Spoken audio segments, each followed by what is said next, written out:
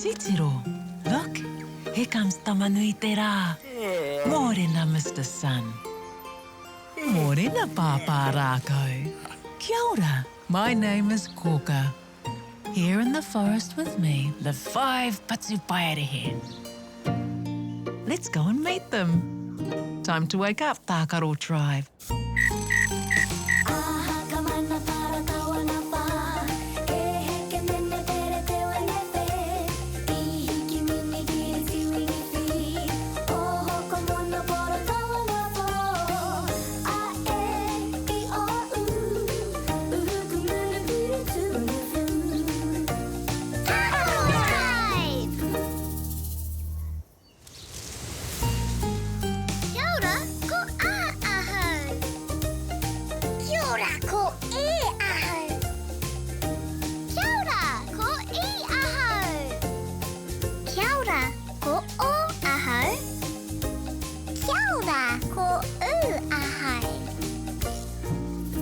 Kia ora, Tākaro Tribe.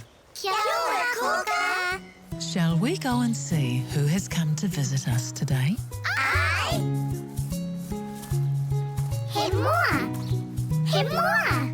Aira, he moa. The moa is a large manu, bird. It has no pariro, wings, so it doesn't fly. No pariro, wings. It has a very long kaki, neck, and a small mahunga, head. Long kaki, neck, small mahunga, head. It also has very strong waiwai, legs. Strong waiwai, legs. Did you know that moa swallowed kohatu iti, small stones, to help them digest the leaves they eat? Kohatu iti, small stones. Ka rawe! Moa have strong legs, and they like to kanikani, dance. Oh, yay! Kuarite mai koutou? Ai! E tū tamariki mā. Are you ready to kanikani, dance, and waiata? Sing with us? Me kanikani, me waiata. Yay! Matike, maranga, tutai o moena e hoa mā. Matike, maranga, ne tīmata tata ki te kori kori tinana. Tuatahi, wirihia o ringa. Tuarua, wirihia o waiwai. Tuatoru, whātoro i te tinana. Tahi, rua, toru kei te rite. Tāpaka peke peke paku paku e. Tahi ka oma tino te rawa e.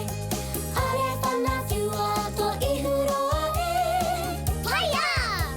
Watutuki i a koe. Matike, maranga. Ko te ao kei te kapu o tō ringa. Matike, maranga. Kia pai tō rā e hua mā? Matike, maranga!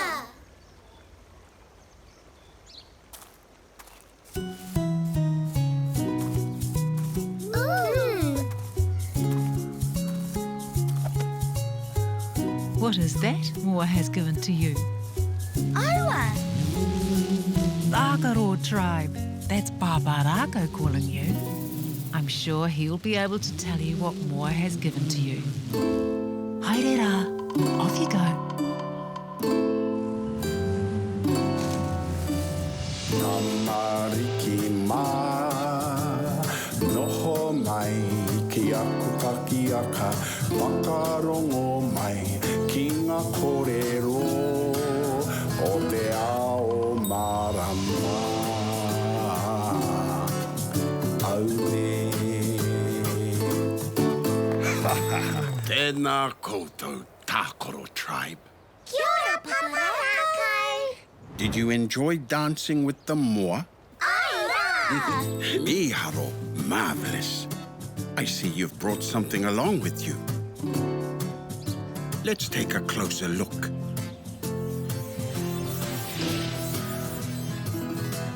Ooh! Yay! Do you know what it is? Aua! What shape is it? Is it tapatoru, triangle? Cow. Is it porofita? Round. Cow. Is it tapawhā? Square. Ai. Tapawhā. Does it have waiwai? Legs. Ai. Waiwai. Legs. How many waiwai does it have? Tahi. Rua. Toru. Whā. E whā ngā waiwai. Ka pai. It has 4 strong waiwai. It's a tēpu. Tēpu. Miharo. Marvelous. It's time for us to visit some friends. He kikorangi. That's my colour. He porofita kikorangi.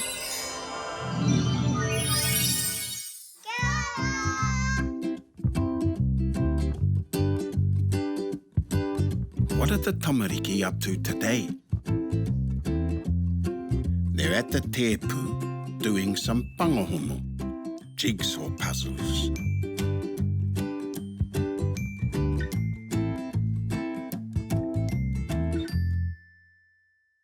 You can do all sorts of things at the Tēpu, like drawing, colouring,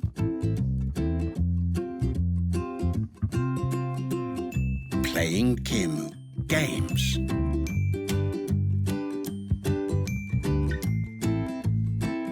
And eating kai.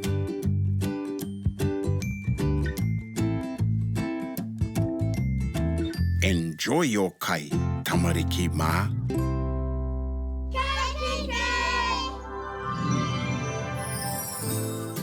Tēpu.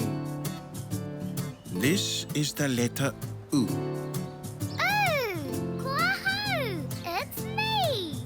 It sure is. Shall we learn to write the letter U? I. U.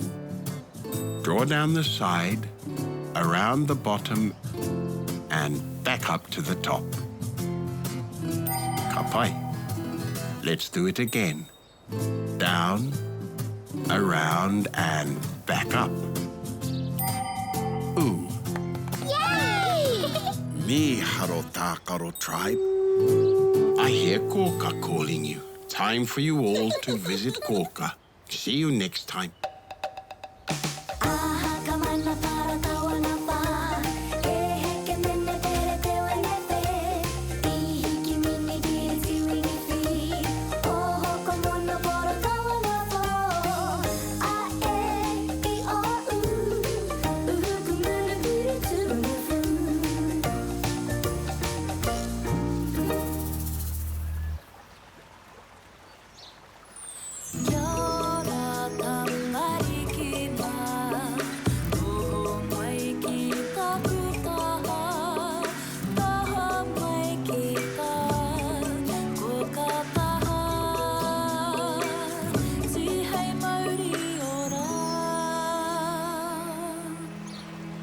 Kia ora, Tākaro Tribe. Kia ora, Kōkā. What did you learn about today? Tēpu. He tēpu. Let's learn to spell it. Do you think we need a T? I. E. Do you think we need an E? Cow. M. Do you think we need a M? Cow. E. Do you think we need an E? I. K. Do you think we need a K? Cow. H. Do you think we need a P? I.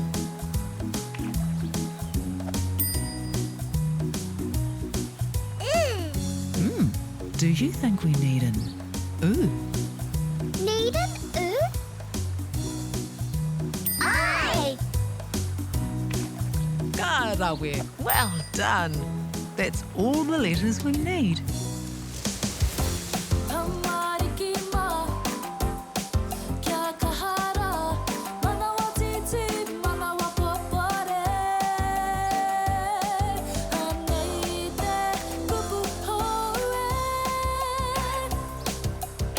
Let's all say the word together, and then you can try and spell it.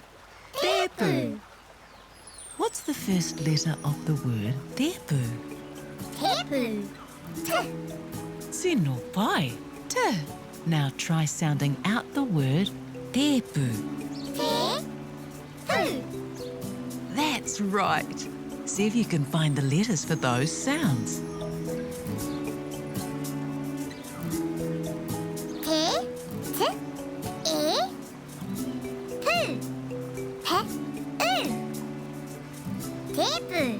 Did you manage to spell the word Tēpu? Tēpu. Tēpu. Tēpu. Yay! Rawe, well done. I knew you could do it.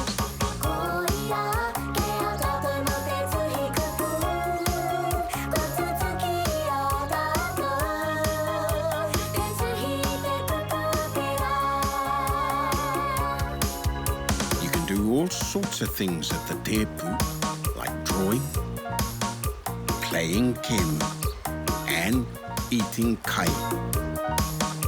Tēpu. It's a Tēpu.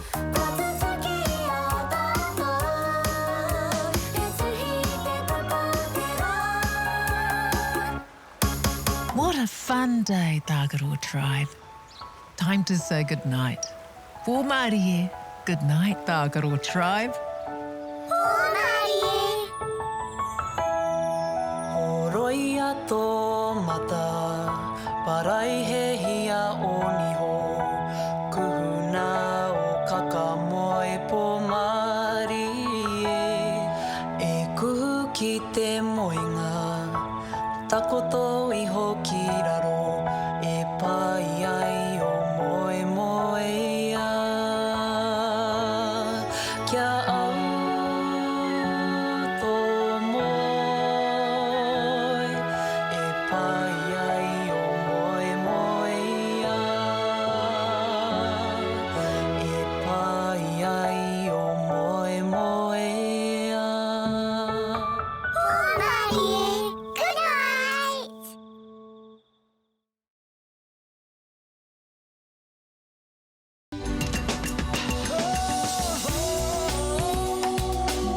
He mea tautoko nā te